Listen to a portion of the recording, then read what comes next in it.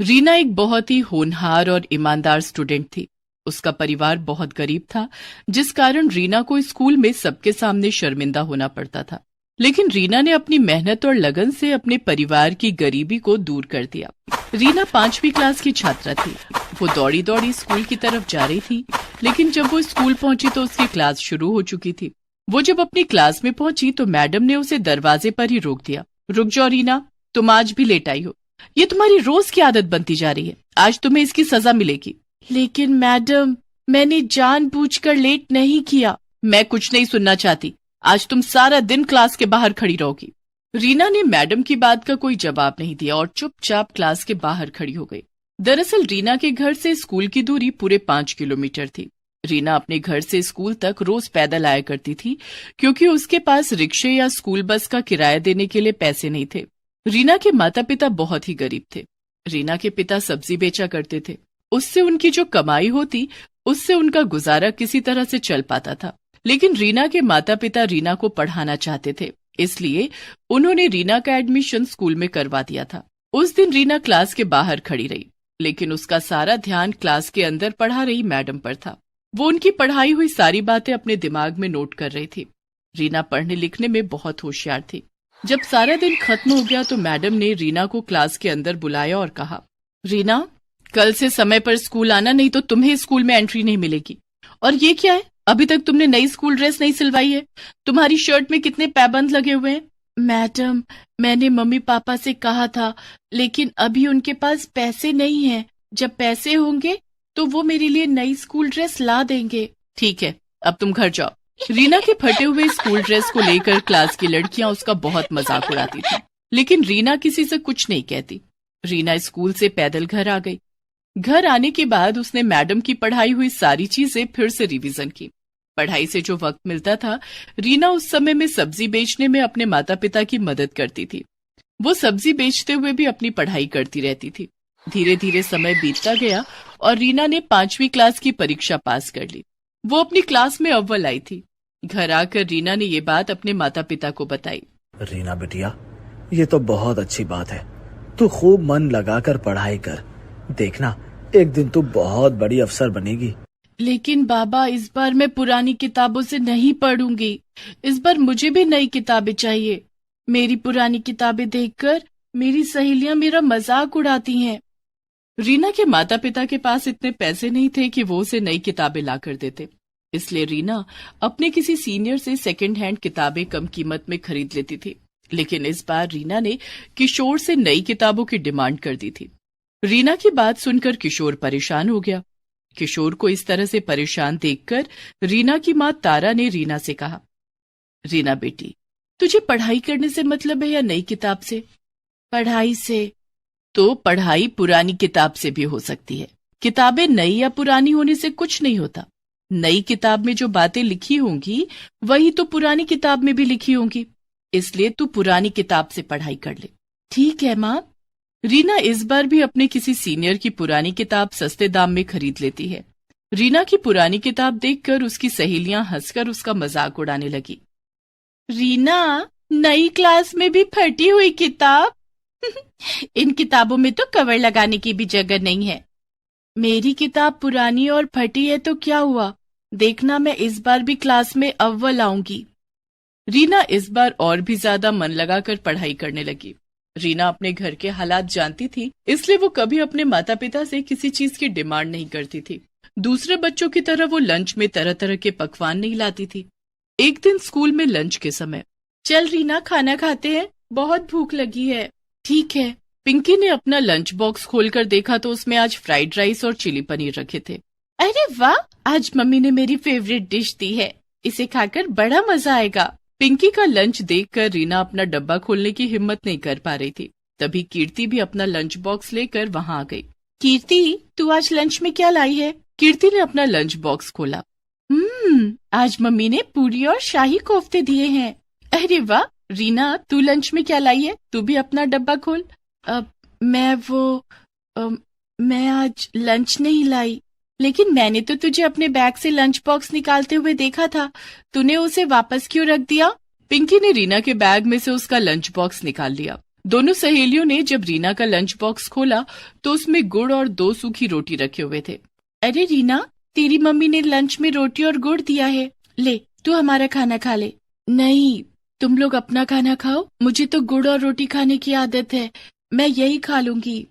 अरे हमारा खाना टेस्ट करके देख, ऐसा टेस्टी खाना तूने कभी नहीं खाया होगा। रीना को पिंकी की ये बात बहुत बुरी लगती है। उसकी आंखों से आंसू छलक आते हैं। वो चुपचाप अपना लंच बॉक्स लेकर क्लासरूम से बाहर आ जाती है और गैलरी में बैठकर खाना खा लेती है। रीना इसी तरह संघर्ष करके अपनी पढ़ाई कर रही थी। चाहे कितनी भी परेशानियां और रुकावटें आए, लेकिन वो पढ़ाई में हमेशा अव्वल रहती।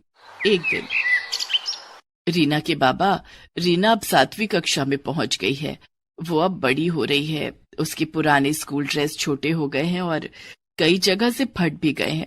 इस बार हमें उसके लिए नई स्कूल ड्रेस सिलवानी ही पड़ेगी। मैं समझता हूँ रीना की माँ, लेकिन मैं क्या करूँ?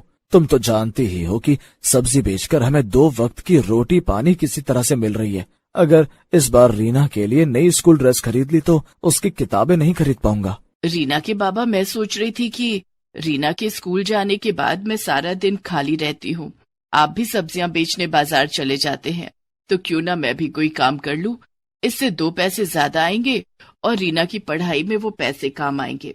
ठीक है रीना की माँ, ऐसा ही कर लो। कम से कम रीना के लिए नई स्कूल ड्रेस और नई किताबें तो आ जाएंगी। रीना अपने माता पिता की बातें सुन रही थी। वो मन ही मन सोचती है, माँ पिताजी, आप दोनों मेरी पढ़ाई के लिए जितनी मेहनत कर रहे हैं, मैं वादा करती हूँ कि मैं एक दिन आप दोनों को दुनिया की सारी खुशियां दूंगी। दूसरे दिन से तारा कुछ घरों में काम करने लगती है। वो दूसरों के घरों में झाड़ू पोछा और बर्तन धोने का काम करती है।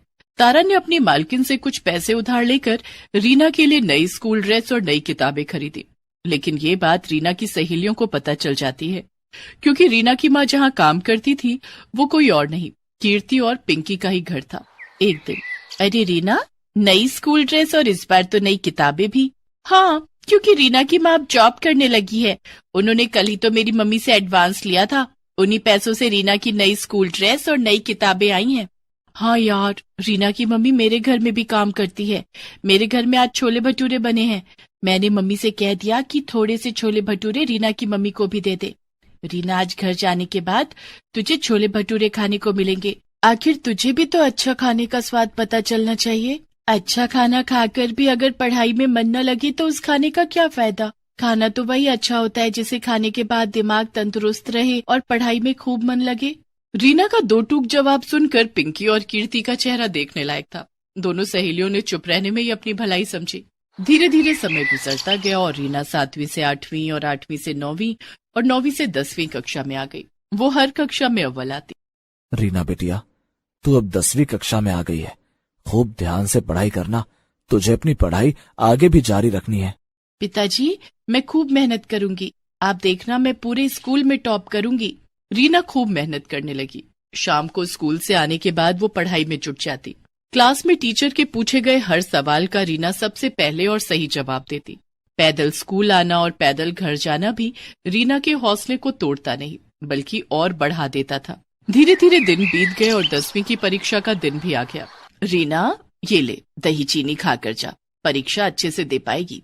रीना ने पैर छूकर अपने माता पिता का आशीर्वाद लिया और परीक्षा देने पैदल घर से निकल पड़ी। लेकिन रास्ते में ही उसका जूता टूट गया। ओह, इसे भी अभी टूटना था। समय पर परीक्षा सेंटर नहीं पहुंची तो परीक्षा नहीं दे पाऊंगी, मुझे वहां तक जाना ही होगा। रीना ने अपने टूटे हुए जूतों को उतारकर हाथों में ले लिया और खाली पैर ही परीक्षा सेंटर की तरफ जाने लगी। चलते चलते उसके पैरों में छाले पड़ गए, लेकिन रीना के कदम परीक्षा सेंटर पर जाकर ही रुके। रीना ने अच्छे से अपनी परीक्षा दी। दूसरे दिन वो अपने पैरों में पॉलीथीन बांधकर परीक्षा सेंटर पहुंची, क्योंकि नए जूते खरीदने के लिए उसके पास पैसे नहीं थे। इस तरह से रीना ने 10वीं की परीक्षा भी दे दी।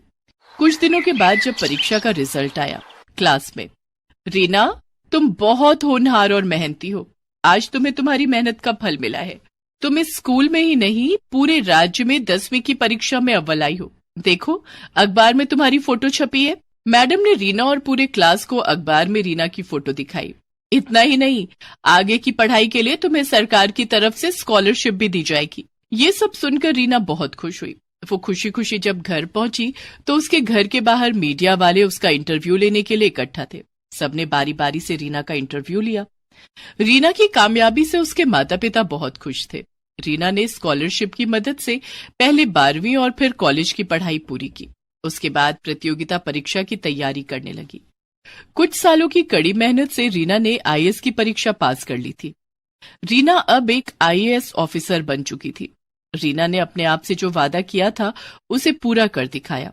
उसने अपने माता पिता के कदमों में दुनिया की सारी खुशियां लाकर रख दी।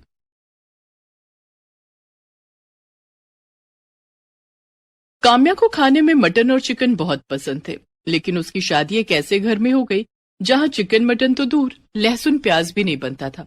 ऐसे में काम्या ने रोज रोज चिकन मटन खाने के लिए क्या किया, जानने के लिए देखते हैं रोज मटन चिकन। काम्या बिहार के एक छोटे से गांव जमुई की रहने वाली थी। वो पढ़ने लिखने में बहुत तेज थी। स्कूल की पढ़ाई के बाद उसके पिता कैलाश ने उसका एडमिशन दिल्ली यूनिवर्सिटी में करवा दिया था। अब काम्या दिल्ली में एक हॉस्टल में रहकर अपनी पढ़ाई कर रही थी। काम्या ने दिल्ली यूनिवर्सिटी से बीए और एमए की पढ़ाई की। गांव में इससे पहले कोई भी लड़की पढ़ाई करने दिल्ली नहीं आई थी। यही कारण था कि काम्या की शादी के लिए ढेरों रिश्ते आने लगे। पढ़ाई पूरी होने के बाद काम्या के माता पिता ने उसे वापस गांव बुला लिया। माँ पापा, आप लोगों ने मुझे गांव क्यों बुला लिया? मेरी वहाँ जॉब लगने वाली थी। देख काम्या, तेरी शादी के लिए बहुत अच्छा रिश्ता आया है। लड़के वाले जमुई के ही हैं, लेकिन वो लोग दिल्ली में रहते हैं। शादी के बाद तू वापस दिल्ली चली जाना और अपनी जॉब कर लेना। ठीक है माँ, तू कल तैयार रहना, कल लड़के वाले तुझे देखने आएंगे। ओके माँ, मैं जरा पार्लर होकर आती हूँ। ठीक है बेटी। काम्या बाजार चली जाती है और एक रेस्टोरेंट में पहुंचती है। कितनी अच्छी मटन की खुशबू आ रही है। यहाँ जी भर कर मटन खाऊंगी। काम्या रेस्टोरेंट के अंदर जाती है और वेटर को बुलाती है। Yes ma'am. आपकी दुकान की सबसे स्पेशल नॉनवेज क्या है? मैम, आप मटन हांडी ट्राई करो। इसे हम मिट्टी के बर्तन में बनाते हैं। मटन का टेस्ट भी और मिट्टी की सौंधी सौंधी खुशबू भी। ठीक है, आप 2 प्लेट मटन हांडी और 1 प्लेट चिकन सीख कबाब ले आइए। जी मैम। वेटर काम्या को उसका ऑर्डर सर्व कर देता है। काम्या सारा मटन और चिकन खा लेती है। अब जाके राहत मिली है। सुबह से हरी सब्जियां खा खा के मेरा पेट ही नहीं भर रहा था। दरअसल काम्या के घर में नॉनवेज तो दूर, लहसुन प्याज भी नहीं बनता था। लेकिन काम्या को दिल्ली के हॉस्टल में रहकर रोज रोज मटन चिकन खाने की लत लग गई थी। उसे एक दिन भी मटन और चिकन ना मिले तो उसकी हालत बिगड़ जाती थी। लेकिन काम्या को क्या पता था कि उसे ससुराल भी ऐसा ही मिलने वाला था। उस दिन जब काम्या घर लौटी, आ गई बेटी? हाँ माँ, बहुत थक गई हूँ, मैं सोने जा रही हूँ, खाना नहीं खाऊंगी। ऐसा कहकर काम्या सोने चली जाती है। दूसरे दिन उसे लड़के वाले देखने आते हैं। काम्या तैयार होकर उनके सामने जाती है। बहन जी, हमें लड़की पसंद है। अगर आपको हमारा लड़का पसंद हो तो हम बात आगे बढ़ाएं। हाँ हाँ, क्यों नहीं बहन जी, ये भी कोई पूछने वाली बात है। आपका लड़का हमें बहुत पसंद है। मैं तो कहती हूँ हमें देरी नहीं करनी चाहिए, जल्दी इन दोनों की शादी करा देनी चाहिए। ठीक है बहन जी। कविता काम्या के हाथों में शगुन के रुपए दे देती है और काम्या अरुण की शादी तय हो जाती है। कुछ दिनों के बाद दोनों की शादी हो जाती है। शादी वाले दिन तक तो काम्या ने ऑर्डर करके मटन और चिकन मंगाया और छिप छिप कर खा लिया। लेकिन विदाई के बाद जब वो ससुराल पहुंची, आओ बहू, अपने शुभ पैरों से हमारे घर को पवित्र करो। तुम्हारे रूप में हमारे घर लक्ष्मी आई है। कविता अपनी बहू काम्या और बेटे अरुण की आरती उतारती है और उन्हें घर के अंदर आने के लिए कहती है। काम्या घर के अंदर आ जाती है। कविता बहू और बेटे को उनके कमरे में भेज देती है। थोड़ी देर के बाद घर का नौकर चाय नाश्ता लेकर आता है। नाश्ते में मिठाइयाँ और नमकीन देखकर काम्या मन ही मन सोचती है, हाय, ये नमकीन और मिठाइयाँ कौन खाएगा? इनसे तो मेरा पेट ही नहीं भरेगा। मेरा तो मटन सीख कबाब खाने का बहुत मन हो रहा है, लेकिन अभी कैसे मंगवाऊं? घर में इतने लोग हैं, अभी मैं बाहर भी नहीं जा सकती। उस दिन मजबूरी में काम्या को नमकीन और मिठाइयों से काम चलाना पड़ा। रात के खाने में भी उसे वेज खाना खाने को मिला। ऐसे ही 2-3 दिन गुजर गए। मटन चिकन के बिना काम्या के चेहरे की रौनक ही चली गई थी। क्या बात है काम्या, तुम कमजोर क्यों लग रही हो? यहाँ तुम्हें भरपेट खाना तो मिल रहा है ना? बहू, कहीं तू शर्म के मारे आधा पेट खाकर तो नहीं रह जाती? नहीं माँ जी, शर्म किस बात की, वो शादी की रस्मों में थक गई थी ना, इसलिए। अच्छा ऐसी बात है, तो तू आराम कर। वैसे भी तुझे घर के काम नहीं करने हैं, घर में नौकर तेरे लिए तो है। तुझे जो चीज चाहिए रामू से मांग लेना। जी माँ जी। काम्या मन ही मन सोचती है, अब इन्हें कैसे समझाऊं कि मैं क्यों कमजोर होती जा रही हूँ। अगर जल्दी मुझे मटन चिकन खाने को नहीं मिला तो मैं मर ही जाऊंगी। एक काम करती हूँ, रामू से कहती हूँ मेरे लिए मटन और चिकन ले आए। रामू काका, आप आज बाजार जाओगे ना? मेरे लिए कुछ सामान ला दोगे? हाँ बहू रानी, क्या सामान लाना है? हम जरूर ला कर देंगे। काम्या एक कागज के टुकड़े पर उसे एक रेस्टोरेंट का एड्रेस लिखकर देती है और कहती है, ये पैसे रख लो, मैंने रेस्टोरेंट में फोन कर दिया है, वो मेरा ऑर्डर आपको पैक करके आपको दे देंगे। आप ये पैसे उन्हें दे देना और मेरा ऑर्डर ले आना, लेकिन हाँ, घर में किसी को कुछ बताना मत। बहू रानी, क्या घर का खाना आपको पसंद नहीं आता? आपको कुछ और खाना हो तो मुझे बता दो, मैं घर पर ही बना दूंगा। बाजार का खाना सेहत के लिए अच्छा नहीं होता है। रामू काका आपसे जितना कहा है उतना ही करो, आप यहाँ से जाओ। रामू काम्या से कुछ नहीं कहता है और पैसे लेकर रेस्टोरेंट चला जाता है। रेस्टोरेंट में काम्या के लिए मटन कोरमा और चिकन शामी कबाब पहले से पैक करके रखा हुआ था। रामू रेस्टोरेंट के मालिक को पैसे देता है और ऑर्डर उठाकर घर आ जाता है। वो चुपके से काम्या के कमरे में जाकर उसे उसका ऑर्डर डिलीवर कर देता है। काम्या अपने कमरे का दरवाजा बंद करके मटन और चिकन का स्वाद लेने लगती है। आहा, कितने दिन के बाद मुझे मटन और चिकन खाने को मिला है, आज मेरा पेट भरा है। काम्या ने जल्दी जल्दी सारा मटन और चिकन खा लिया। अब इन हड्डियों का क्या करूं? इतने में बाहर से कविता उसे आवाज लगाने लगती है और उसके कमरे का दरवाजा खटखटाने लगती है। काम्या बहू, काम्या बहू, अंदर क्या कर रही है? दरवाजा खोल चल, खाना टेबल पर लग गया है। उफ़ो, माँ जी को भी अभी आना था, अब क्या करूं? माँ जी हड्डियां देखेंगी तो गजब हो जाएगा। परेशान काम्या की नजर खिड़की की तरफ जाती है। वो सारी हड्डियां खिड़की से बाहर फेंक देती है और कमरे का दरवाजा खोलती है, लेकिन तभी खिड़की के पास कुत्ते इकट्ठे हो जाते हैं और हड्डियों के लिए आपस में लड़ने लगते हैं। अरे बहू, कितनी देर लगा दी, सब खाने पर तेरा इंतजार कर रहे हैं और ये कमरे से कैसी बदबू आ रही है कि बाहर कुत्ते शोर क्यों मचा रहे हैं? बदबू? कैसी बदबू माँ जी? खिड़की खुली है ना, अभी कचरे वाली गाड़ी आई थी कचरा उठाने, उसी की बदबू होगी। कुत्ते भी इसी कारण शोर मचा रहे होंगे। और माँ जी, मैं खाना नहीं खाऊंगी। खाना नहीं खाएगी? लेकिन क्यों? वो मुझे भूख नहीं है, पता नहीं क्या हो गया है मुझे।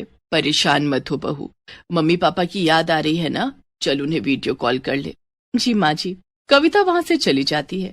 काम्या सोचती है कि सास को अभी तो टाल दिया, लेकिन रोज रोज रामू काका से नॉनवेज मंगवाया तो कहीं घर में किसी को पता न चल जाए। रोज रोज मटन चिकन खाने के लिए मुझे कुछ न कुछ तो करना पड़ेगा। काम्या थोड़ी देर सोचती है, हाँ ये ठीक रहेगा, मैं जॉब ज्वाइन कर लेती हूँ, रोज बाहर निकलने का मौका मिलेगा और इसी बहाने रोज मटन चिकन भी खा लूंगी। मैं आज ही अरुण से बात करती हूँ। उस दिन जब अरुण ऑफिस से घर आता है तो काम्या उससे अपनी जॉब की बात करती है। ये तो बहुत अच्छी बात है काम्या, घर से बाहर निकलोगी तो तुम्हारा दिल लगा रहेगा। मैं माँ और पापा से बात कर लेता हूँ, मुझे विश्वास है कि वो तुम्हें जॉब करने से नहीं रोकेंगे। अरुण और काम्या कविता और महेंद्र से बात करते हैं। वो दोनों भी काम्या के जॉब करने के फैसले से बहुत खुश थे। काम्या अब जॉब की तलाश करने लगती है और घर से बाहर निकलते ही उसका रोज रोज मटन और चिकन खाना शुरू हो जाता है। कुछ दिनों के बाद काम्या को जॉब मिल जाती है। काम्या अब रोज ऑफिस जाने लगी थी। उसके ऑफिस के सामने एक रेस्टोरेंट था जिसमें नॉनवेज के ढेर सारे आइटम मिलते थे। काम्या कभी घर से लंच नहीं ले जाती थी और रोज रोज रेस्टोरेंट में जाकर मटन और चिकन खाती थी। एक दिन, काम्या बहू, तू लंच लेकर ऑफिस क्यों नहीं जाती? सारा दिन भूखी रहकर काम करेगी तो तेरी सेहत पर बुरा असर पड़ेगा। माँ जी, ऑफिस में काम इतना ज्यादा रहता है कि खाने की फुर्सत ही नहीं मिलती, इसलिए मैं लंच नहीं ले जाती। अगर लंच ले गई तो वो लौट कर वापस आ जाएगा। इस तरह अपनी सास से झूठ बोलकर काम्या रोज रोज मटन और चिकन खाने लगी। उसकी सारी सैलरी मटन और चिकन खाने में खत्म हो जाती। धीरे धीरे काम्या का वजन बहुत बढ़ने लगा। घर में सब इस बात से हैरान थे कि लंच न करने के बाद भी वो इतनी मोटी कैसे हो रही है। एक दिन काम्या ऑफिस के पास वाले रेस्टोरेंट में बैठकर मटन और चिकन खा रही थी कि तभी उसकी तबीयत अचानक बिगड़ गई। उसे चक्कर आने लगे और वो बेहोश होकर जमीन पर गिर पड़ी। उसके ऑफिस के कुछ दोस्त उसे उठाकर अस्पताल ले गए और उसके घर वालों को खबर दी। अरुण, कविता और महेंद्र भागे भागे अस्पताल आए। वहां डॉक्टर ने चेकअप किया और कविता से कहा, लगता है आपकी बहू रोज रोज मटन चिकन खाती है, तभी इनका कोलेस्ट्रॉल बहुत बढ़ गया और इनका बीपी भी बहुत हाई है। इन्हें बहुत ज्यादा सादा खाना खाना होगा, तभी इनकी सेहत सुधर सकती है। ये आप क्या कह रहे हैं डॉक्टर साहब? बेचारी मेरी बहू तो दिन में खाना भी नहीं खाती है, वो चिकन मटन कैसे खा सकती है? देखिए, ये रोज मटन चिकन खाती हैं, ये मैं नहीं कह रहा हूँ, इनकी रिपोर्ट कह रही है। माँ जी, मुझे माफ कर दीजिए, डॉक्टर सही कह रहे हैं। मैं रोज छिप छिप कर मटन चिकन खाती थी, लेकिन अब कभी उन्हें हाथ भी नहीं लगाऊंगी। काम्या की चोरी पकड़ी गई थी, लेकिन उसने अपने घर वालों से इसके लिए माफी मांगी और कभी मटन चिकन ना खाने की कसम खाई। Please subscribe this channel.